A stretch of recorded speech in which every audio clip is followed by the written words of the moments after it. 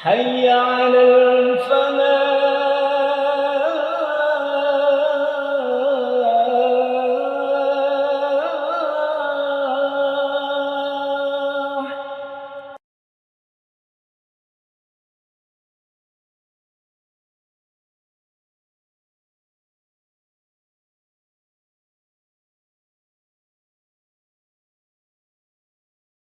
Bismillahirrahmanirrahim. Alhamdulillahi Rabbil Alamin wa bihi nasta'inu ala umuri dunya waddin. Allahumma salli wa sallim wa barik ala sayyidil mursalin nabiyyina wa habibina wa mursyidina Muhammad wa ala alihi wa sahbihi wa tabi'in wa man sara ala nahjihim wa da'a bida'watihim ila yaumiddin. Allahumma ij'alna minal mukhlisin wal muttaqin, amin ya rabbal alamin. Ikhwani wa akhwati jamaah Masjid Al-Falah rahimakumullah. Assalamualaikum warahmatullahi wabarakatuh. Alhamdulillah, kita awali dengan bersyukur malam hari ini kita hadir di Masjid Al-Falah menunaikan ibadah, sudah menunaikan salat maghrib. InsyaAllah kita sambung nanti dengan salat isya. Dan di antara dua salat ini penuh berkah. Mari kita manfaatkan untuk mengkaji al-Islam, meningkatkan pemahaman kita tentang agama kebenaran yang diajarkan oleh manusia yang paling benar, yaitu Sayyidul Mursalin Muhammad SAW. Tema kajian malam hari ini adalah tentang sholat. Bagaimana kita meningkatkan kualitas sholat. Sholat itu adalah satu-satunya ibadah yang tidak bisa ditinggalkan kecuali orangnya sudah tidak sadar. Sakit masih harus sholat, pepergian juga harus sholat, bahkan perang itu harus sholat. Karena sholat itu adalah ibadah yang menghubungkan kita dengan Allah. Oleh karena itu, di dalam Al-Quran, Allah Subhanahu wa Ta'ala ketika menobatkan Nabi Musa untuk menjadi rasul di Gunung Tur Sina, Allah berfirman kepada Nabi Musa, "Innani anallah la ilaha illa ana fa'budni wa aqimis salata li dzikri." Saya adalah Allah, Allahu Akbar. Nabi Musa itu adalah satu-satunya nabi yang disebut kalimullah. Diajak bicara langsung oleh Allah tanpa perantaraan malaikat. Itu Nabi Musa. Innani anallah la ilaha illa ana. Sesungguhnya saya Allah dan tidak ada Tuhan selain Allah. Lalu Allah memerintahkan wa aqimis shalah. Wa aqimis salata li dzikri. Kamu bangun salat itu untuk mengingat aku. Jadi, sholat yang kita kerjakan itu nilainya sangat bervariasi antara satu dengan yang lain. Tadi kita sholat maghrib, di shaf pertama, shaf kedua, kalau kita lihat, gerak mereka semuanya sama. Tapi antara satu dengan yang lain, bisa beda sangat antara langit dan bumi. Siapa yang paling banyak ingat Allah? Itu nilainya yang paling tinggi. Dan memang kalau kita tidak mengevaluasi sholat kita, kita tidak tahu apakah sholat kita itu sudah berkualitas. Karena ada satu hadis yang kalau saya terus terang aja takut membaca hadis ini. Rasulullah bersabda, an Abi Hurairah, kata Rasulullah, innar rajula la yusalli 60 sanah wa ma tuqbal lahu salatan. Wala'allahu yutimmu ruku' wala yutimmu sujud wa yutimmu sujud wala yutimmu ruku' atau kama qala sallallahu alaihi wasallam. Sungguh ada orang sholat sudah 60 tahun sholat, tapi tidak satu pun sholatnya naik ke atas dan diterima oleh Allah Subhanahu wa Ta'ala. Kenapa ini?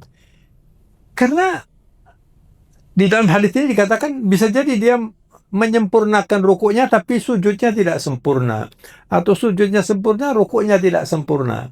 kesimpulannya saudara, orang yang sholat cepat, kan banyak orang sholat cepat, itu sama dengan tidak sholat. 60 tahun. Nabi mengatakan ada orang sholat 60 tahun, tidak satu pun diterima. Oleh karena itu, yang penting sekarang itu adalah bagaimana persepsi kita tentang sholat. Kalau kita mengerjakan sholat itu hanya rutinitas saja, pokoknya yang penting saya kerjakan. Begitu, nggak mungkin baik. Orang yang tidak mengagungkan sholat, nggak mungkin berkualitas sholat. Nah sekarang, siapa yang mengagungkan sholat itu? Yang mengagungkan sholat adalah orang yang pertama punya persepsi di dunia ini tidak ada yang lebih penting dari sholat. Akbaru syai' fi hadhil haya as-sholah. Yang paling besar yang ada dalam kehidupan ini bagi orang yang beriman adalah sholatnya. Sholat. Wa a'zamu syai' fil Islam as-sholah. Yang paling utama di dalam Islam ini adalah sholat. Dikatakan bahwa sholat itu hakikatnya adalah at-tadayyun. Jadi sholat itu adalah parameter keberislaman seseorang. Parameter keimanan seseorang, itu sholat. Ya.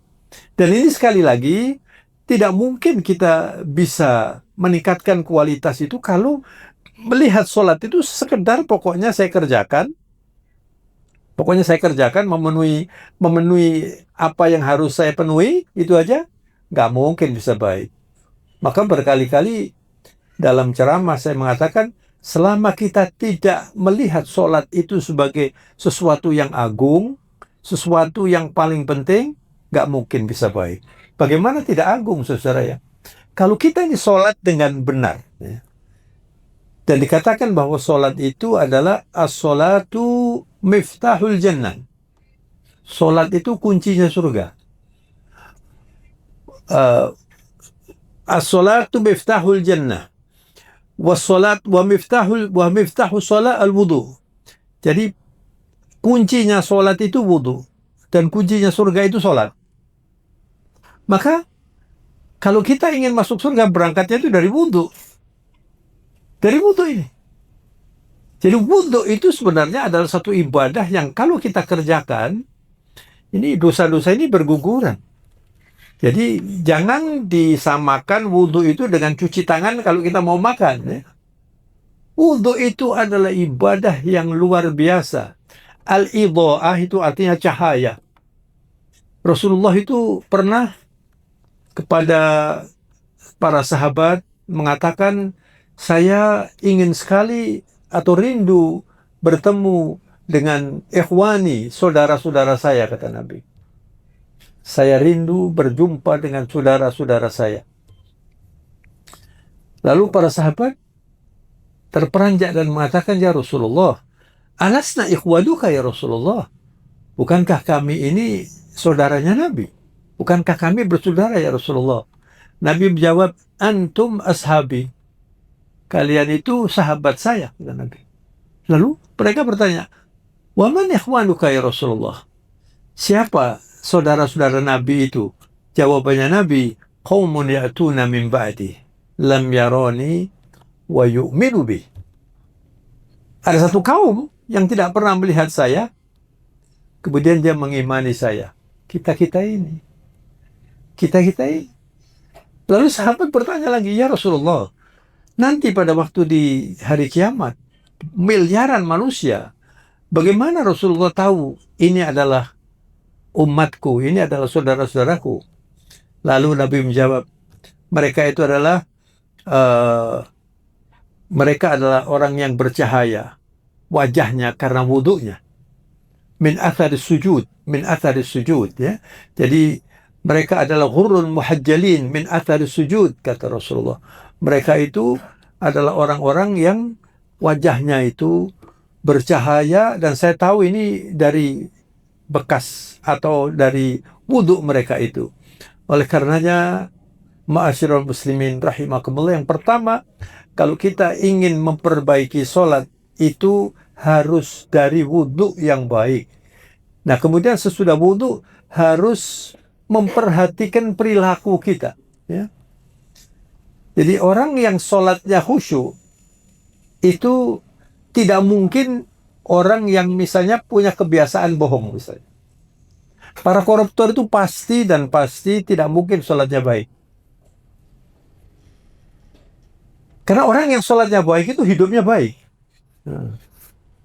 Jadi kalau kita sholat yang dikatakan dalam Al-Quran, kenapa di dalam Al-Quran itu tidak dikatakan sholatlah, tapi perintahnya itu bangunlah sholatmu itu, aqimis sholat.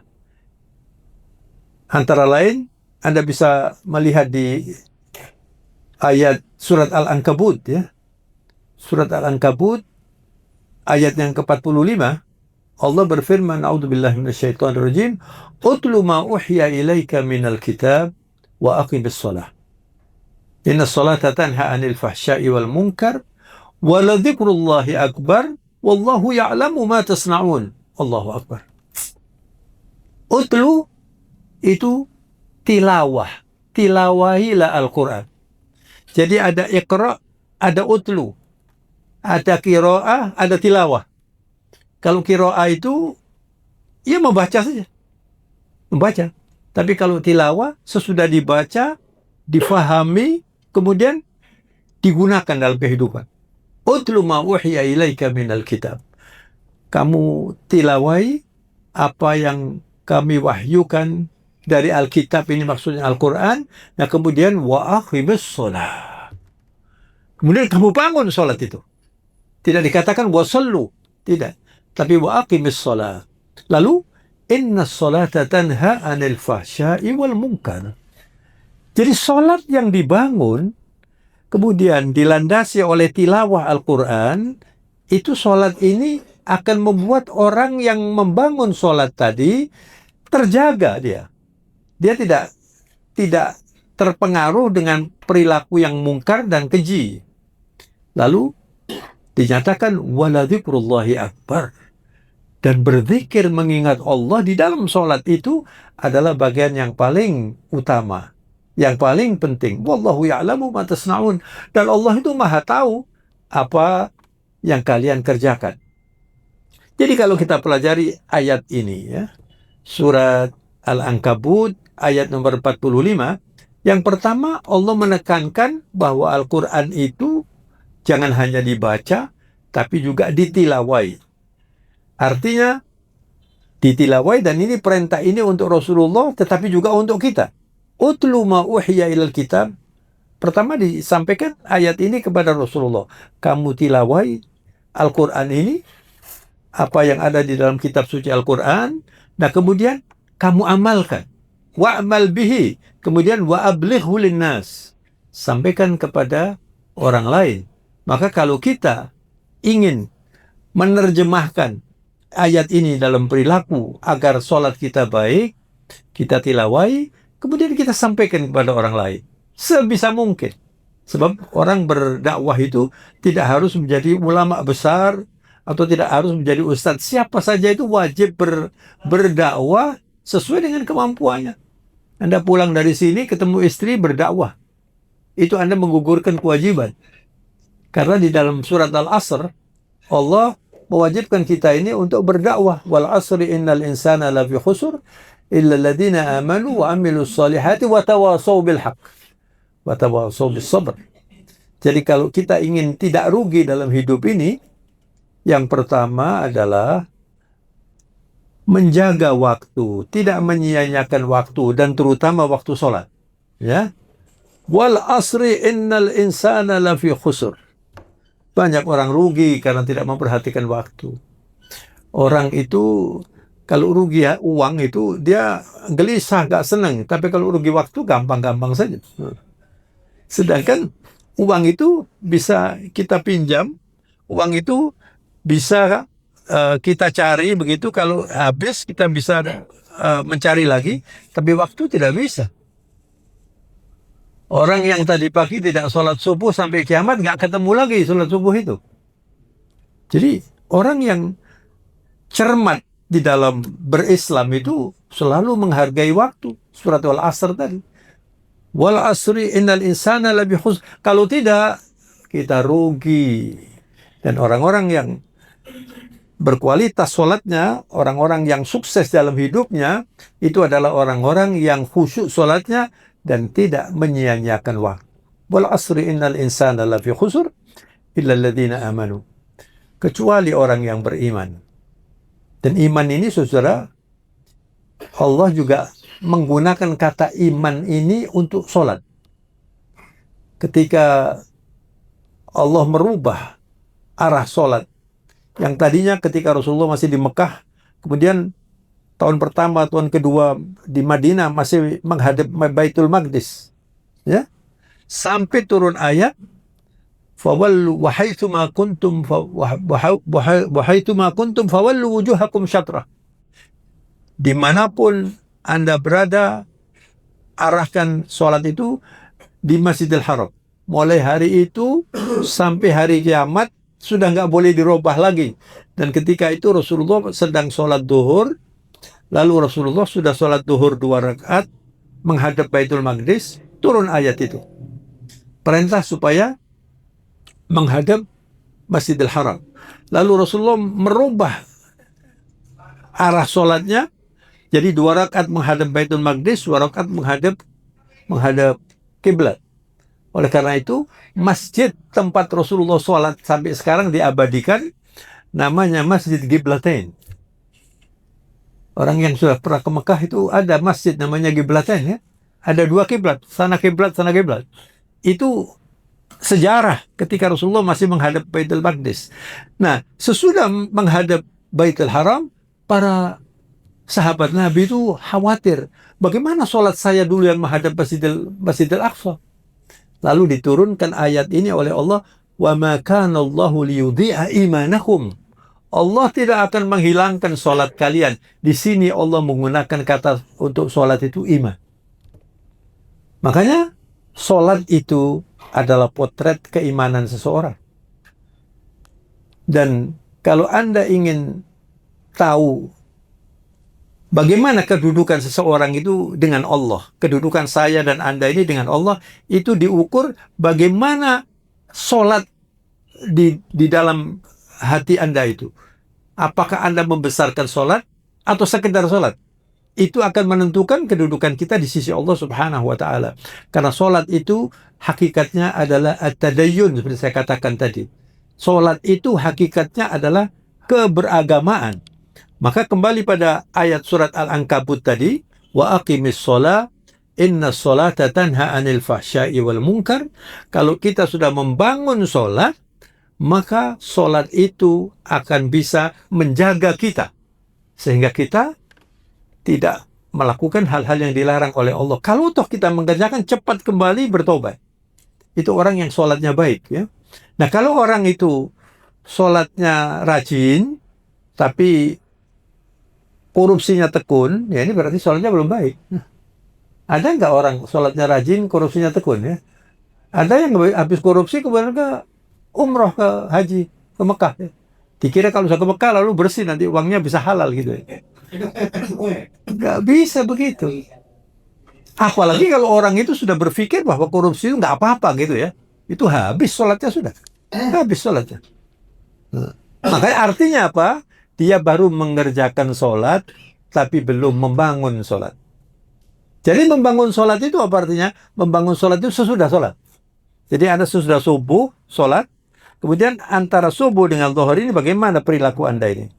Dipengaruhi oleh sholatnya apa tidak? Orang yang membangun sholat selalu ingat. Makanya salah satu yang merupakan satu keistimewaan, ya, kalau orang itu suka menjaga wudhu, ya. Sebab Rasulullah SAW di dalam hadis juga bersabda, istaqimu walan tuhsu wa'lamu anna khaira amalikum as-salah wala yuhafid ala al-wudu illa mu'min. Atau kama qala sallallahu alaihi wasallam. Kata Rasulullah, beristiqomahlah dalam hidup ini.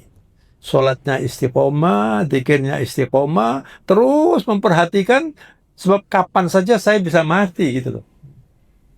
Coba Anda saya ajak berpikir sejenak saja. Kenapa kita ini dianjurkan takziah kalau ada orang meninggal? Kalau Anda takziah ada orang teman meninggal atau kerabat meninggal, apalagi kerabat ya, tetangga meninggal. Kemudian Anda datang takziah lalu mensolati. Ini pahalanya besar. Nah, sesudah mensolati kemudian mengantarkan sampai ke makamnya. Kata Rasulullah pahalanya qiratan, 2 qirat. Ketika sahabat bertanya, "Wa mal qiratan ya Rasulullah?" Apa maksudnya 2 qirat itu? Lalu Rasul mengatakan, "Al-qirat ka'annahu Jabal Uhud." Jadi besar sekali pahalanya itu. Kenapa? Supaya kita ini selalu ingat bahwa kita bisa mati kapan saja. Lalu, "Wa'lamu anna khairu amalikum as-shalah wa lam yuhafid 'alal wudu' illa mu'min." Tidak akan orang itu selalu menjaga wudunya kecuali orang yang kualitas imannya bagus. Dan Anda kalau mau hidup ini aman, keluar dari rumah wudu. Insya Allah nggak bakalan diganggu orang, terjaga. Karena apa? Karena orang yang wudu itu dijaga oleh malaikat Allah. Begitu kata Rasulullah SAW. Dan yang terkenal, orang yang suka menjaga wudu itu adalah muadzin Rasul Bilal bin Rabah radhiyallahu an. Kita sering mendengar kisah tentang orang kulit hitam yang disiksa sampai difilmkan. Itu dulu ada film The Message itu ya. Kisah tentang Bilal yang dijual belikan, kemudian disiksa. Kemudian ketika Rasulullah pertama kali menyampaikan Islam ini di Mekah, dia masuk Islam. Dia termasuk orang-orang yang tidak lama sesudah Rasulullah mengajarkan Islam, dia masuk Islam. Lalu oleh tuannya itu disiksa, ya. Disiksa, dan luar biasa siksanya itu. Di terik matahari yang panas ini diberi batu, kemudian dipukul begitu ya. Dipukul. Lalu Abu Bakar As-Siddiq radhiyallahu an, khalifah Rasulullah yang pertama itu, waktu itu masih belum jadi khalifah. Tapi Sayyidina Abu Bakar ini dikenal seorang yang termasuk golongan orang kaya. Lalu dia memerintahkan Asma, anak beliau, saudara dari Aisyah radhiyallahu anha. Aisyah itu istri Nabi dan Asma ini kakaknya. Kata Sayyidina Abu Bakar, "Wahai Asma, kamu datang ke tempat Bilal yang disiksa itu. Bawain uang banyak sudah. Lalu kamu sampaikan kepada tuannya akan dibebaskan, akan ditebus ini ya." Ketika Asma mengatakan begitu, ditertawakan ya. "Ini budak yang istimewa, gak mampu kamu." Lalu pesannya Abu Bakar kepada anaknya, berapapun dia mengucapkan angka, kamu tutup, sudah kamu beli. Akhirnya dengan sombong tuannya Bilal ini memberi harga yang mahal sekali. Ya. Misalnya kalau biasanya 100, ini dijual 1 juta gitu kira-kira. Walaupun tidak disebutkan angkanya, pokoknya mahal sekali. Lalu Asma mengatakan, "Qabiltu," saya terima, dan dibebaskan dia. Lalu orang yang dihinakan ini menjadi merdeka dan diangkat oleh Rasulullah menjadi muadzin, juru adzannya Rasulullah. Setiap hari sholat dengan Rasulullah SAW. Setiap hari di Madinah, dia itu kalau sudah adzan kemudian datang ke rumahnya Nabi, diketuk rumahnya, "As-shalah ya Rasulullah, as-shalah ya Rasulullah." Tiap hari. Bayangkan saudara, orang itu bertemu dengan Rasulullah 5 menit saja sudah disebut sahabat. Ini setiap hari dan selalu melayani Nabi dan cinta kepada Nabi, dan Rasulullah juga cinta kepada Bilal ini. Kenapa saya cerita Bilal ini? Karena Bilal ini satu-satunya orang yang suaranya sudah didengar di surga. Coba Anda bayangkan, orang yang dicampakkan, inilah Islam itu saudara ya. Orang yang dicampakkan, yang dihinakan, Rasulullah ketika di-mi'rajkan, itu ditunjukkan ini surga, ini neraka. Lalu ketika masuk di surga itu sudah mendengar ada suara orang berjalan, lalu bertanya Rasulullah kepada Jibril, "Man hadha ya Jibril?" "Hadha Bilal." Ini adalah Bilal bin Rabah. Lalu ketika Rasulullah sudah selesai tugasnya dari Isra Mi'raj, disampaikan ini bahwa misi pertama yang utama adalah menetapkan sholat 5 waktu. Oleh karena itu, sholat 5 waktu ini adalah ibadah yang istimewa. semua perintah Allah itu ditetapkan di bumi, kecuali satu saja, yaitu sholat 5 waktu. Oleh karenanya, saudara, para sahabat mengatakan, tidak ada satu ibadah yang kalau ditinggalkan, sanksinya adalah kafir, kecuali sholat. Ada hadis yang mengatakan, man taraka sholata muta'ammidan faqad kafar. Orang kalau sholat, tidak mau sholat dengan sengaja, maka dia sudah keluar dari Islam. Na'udzubillahi min dzalik. Nah, saudara-saudara, setelah Rasulullah kembali dari Mi'raj, bertanya kepada kepada Bilal maksud saya, Bilal, kamu mengerjakan apa selama ini? Saya sudah mendengar suaramu itu di surga. Lalu Bilal mengatakan kepada Rasulullah, ya Rasulullah, saya biasa-biasa saja. Cuma saya ini senang sekali dengan wudhu. Dan setiap kali saya batal, saya wudhu. Dan setelah saya wudhu, saya sholat 2 rakaat. Lalu setelah itu Rasulullah menetapkan ada sunnah namanya sunnatil wudhu karena dikerjakan oleh Bilal. Itulah Bilal bin Rabah. Jadi yang didengar suaranya di surga itu bukan istrinya Nabi, bukan kerabatnya Nabi, bukan pamannya Nabi, tetapi Bilal bin Rabah. Ini sepertinya Allah itu menunjukkan bahwa manusia itu yang paling utama di sisi Allah adalah yang paling bertakwa. Ya. Anda bisa jadi ada golongan orang bangsawan, ya, katanya darahnya biru gitu ya. Kalau dicoba ya merah juga darahnya, ya. Darahnya biru. Mungkin Anda termasuk orang yang pangkat, Anda kaya, pokoknya Anda pandai. Silakan. Anda disanjung banyak orang, dihormati banyak orang. Tetapi yang menjadi ukuran di sisi Allah yang mulia itu adalah takwa. Dan takwa itu intinya adalah orang yang sholat 5 waktunya berkualitas. Maka dari itu, malam hari ini saya menyampaikan sesuatu yang menurut hemat saya ini paling utama dan paling penting. Mari kita perbaiki sholat kita, karena kita tidak tahu sampai berapa lama kita ini masih bisa bertahan hidup ini, ya. Dan yang namanya kematian itu bisa jadi kapan saja. Dan terakhir, saudara, saya ingin membacakan satu ayat, ya, supaya kita lebih tanggap dengan sholat ini. Bismillahirrahmanirrahim. Silakan dibuka surat Jum'ah. Surat Al-Jum'ah itu surat yang nomor 62.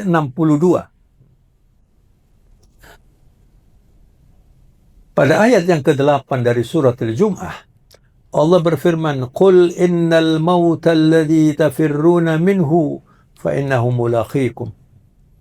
Thumma turadduna ila alimil ghaibi wasyahadati fayunabbi'ukum bima kuntum ta'malun." Allahu Akbar. Allah memerintahkan Nabi untuk menyebarluaskan ayat ini. Qul, yakni qul ya Muhammad. Katakan, innal mauta alladhi tafirruna minhu, mati yang kalian semuanya takut, orang semuanya nggak mau mati, ya. Kita sakit sedikit saja sudah takut, jangan-jangan mati nanti. Coba ayat itu mengatakan, qul innal mauta alladhi tafirruna minhu. Anda menjauhi mati. Anda tidak mau mati, takut dari mati. Fa innahu mulaqikum. Nanti Anda dijemput oleh kematian itu. Orang yang ditetapkan oleh Allah matinya di Mekah misalnya, nanti pasti dibuatkan sebab dan dia ke Mekah. Kemudian dia mati di Mekah.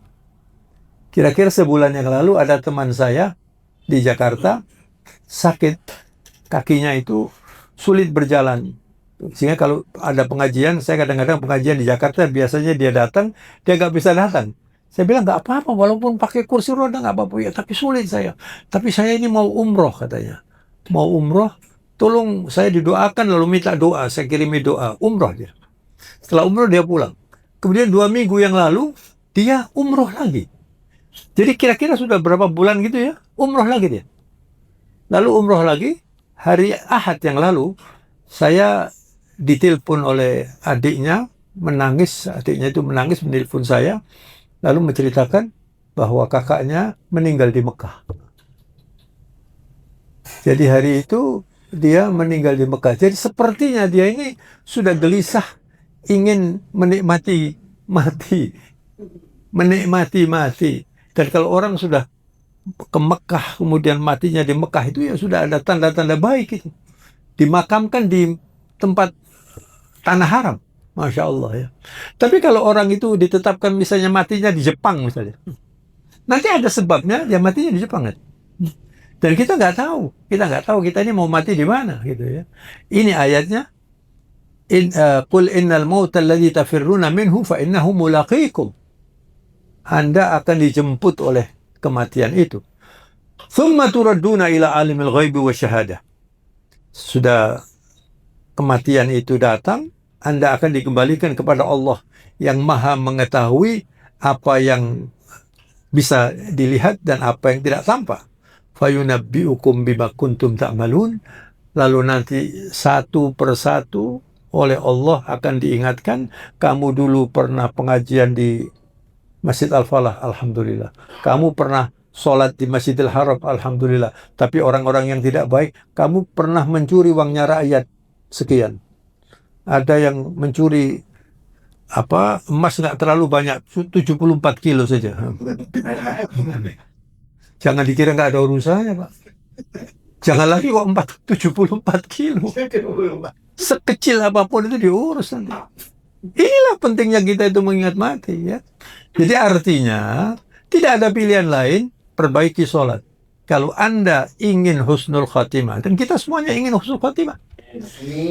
Tapi tidak cukup kita dengan berdoa saja. Praktekkan sholat yang baik. Bangun sholat. Bukan hanya dikerjakan sholat. Jangan sekedar, jadi kalau ada orang ditanya, kamu sudah sholat? Oh, saya sudah, wah sudah, kalau saya sudah sholat ini lega rasanya. Itu nggak positif itu. Itu artinya dia dibebani oleh sholat. Tapi Rasulullah mengatakan, wa ana la ashba'u minas sholat. Rasulullah itu tidak pernah kenyang dengan sholat, kata Nabi. Rasulullah kalau duduk di masjid, kemudian muadzin Rasul Bilal itu akan siap menyuarakan iqamat, lalu Nabi mengatakan, arihna biha ya Bilal, arihna biha ya Bilal. Buat saya senang. Jadi ketika sholat itu menikmati. Kalau Anda atau kita ini belum bisa menikmati sholat, artinya kita masih harus belajar tentang sholat. Nah, maka dengan banyak belajar seperti ini, insya Allah kita akan bisa sedikit demi sedikit memperbaiki sholat kita. Yang pertama, saudara ya, saya ulangi lagi. Persepsi Anda tentang sholat harus disadari dengan baik bahwa saya menghadap Allah. Orang yang datang ke masjid lari, khawatir ketinggalan satu rakaat, itu dilarang oleh Nabi. Kenapa dilarang? Karena nggak mungkin dia khusyuk. Jadi orang sholat itu dari awal berdiri itu harus siap. Saya menghadap Allah. Itu yang pertama ya.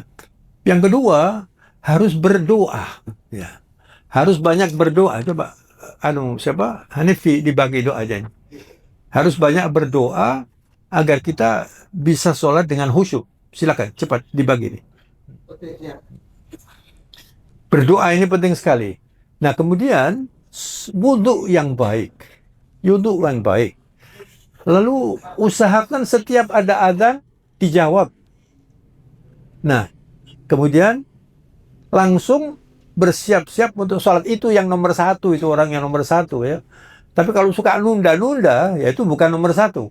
Kalau kita ingin memperbaiki itu harus inna sholata kanat alal mu'minina kitaban mauquta. Sholat itu bagi orang yang beriman itu timingnya itu tertentu ya. Nah, oleh karena itu walaupun kita berusaha, walaupun kita berupaya, tapi jangan melupakan doa. Dan ini adalah doa agar kita bisa sholat dengan khusyuk. Akan saya bacakan nanti ditirukan bersama-sama ya. Bismillahirrahmanirrahim. Allahumma urzuqna quluban khashi'ah wa a'yunan dami'ah wa nufusan mutmainnah. Allahumma ij'al salatana qurratu a'yunina wa la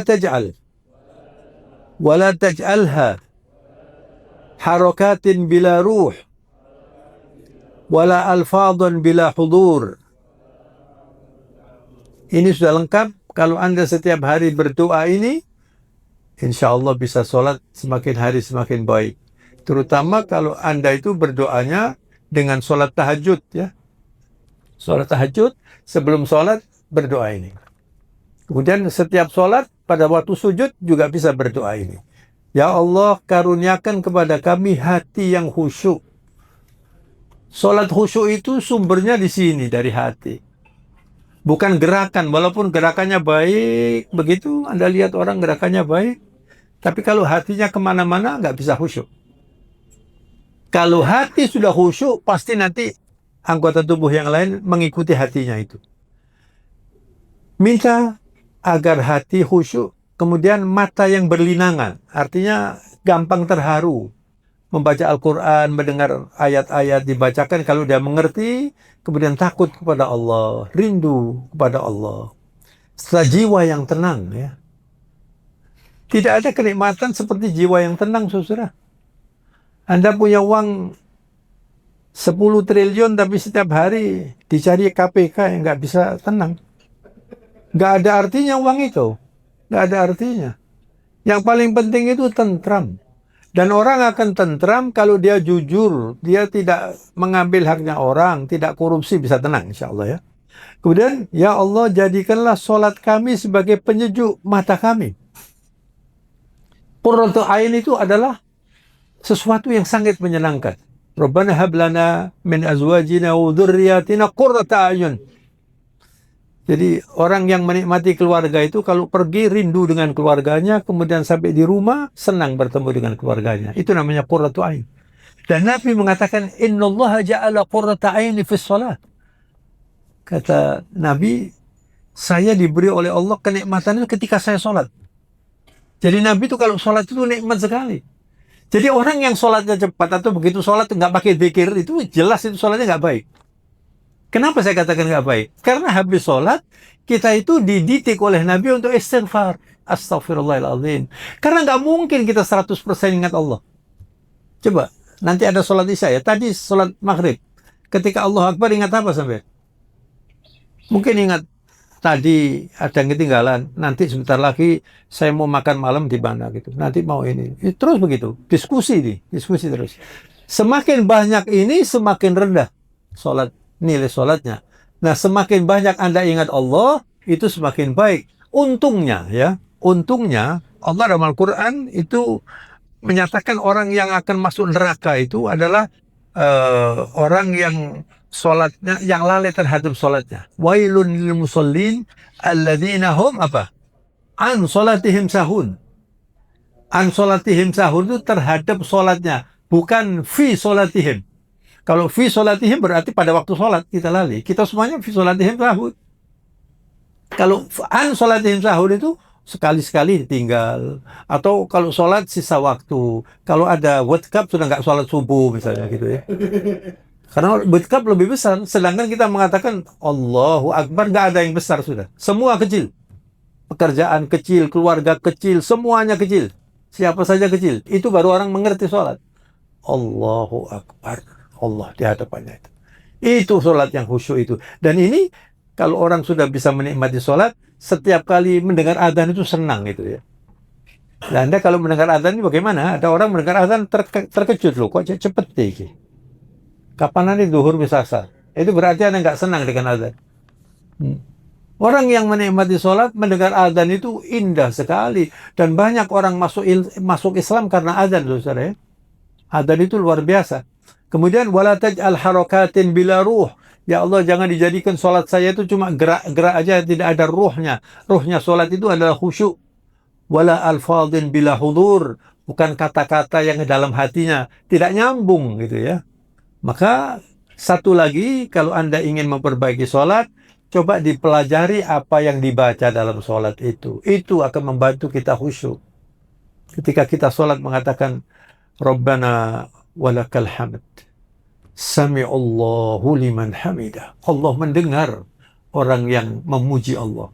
Kemudian barangkali kita tidak sadar bahwa duduk di antara dua sujud itu Itu ada 8 doa yang semuanya itu adalah kalau Anda betul-betul berdoa diterima oleh Allah, hidup ini pasti berkualitas.